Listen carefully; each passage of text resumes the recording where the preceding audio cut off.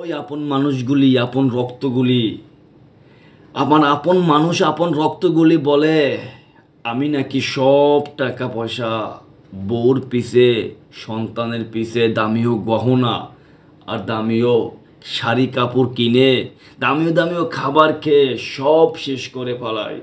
আবার কেউ বলে আমি নাকি বাবা মায়ের পিছে খরচা করে সব শেষ করে ফেলছি। আর আবার কেউ বলে আমরা বেতন পেয়ে ওই টাকা পয়সা সব ব্যাংকে ভরে ভবিষ্যতে গাড়ি বাড়ির মালিক হব। ওই আপন রক্তদেরকে বলি, ওই আপন রক্ত, গেল 2023-এর কোরবানির পর থেকে এই যে ভাতের প্লেটটা দেখছো না, ভাতের প্লেটটার উপরে এক টুকরো গরুর গোস্ত উড়াইতে পারি না। হ্যাঁ, বেতন কম পাই না আলহামদুলিল্লাহ, কিন্তু পারি না একটু গোস্ত হইতে। এই যে দুটা বাচ্চা ছোট ছোট, এরা গরুর গোস খাবার জন্য অনেক কান্না করে, পারি না, সামর্থ্য নেই।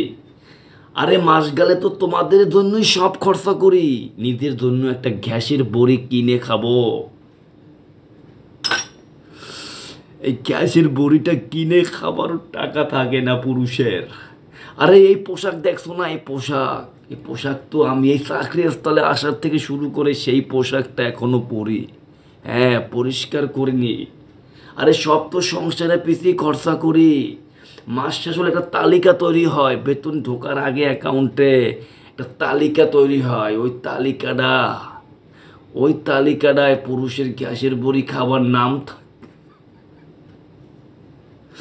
ওই তালিকাটায় যে লোকটা জব করে, যে লোকটা ইনকাম করে, ওই লোকটার তালিকাটায় গ্যাসের বড়ি খাবারও নাম থাকে না।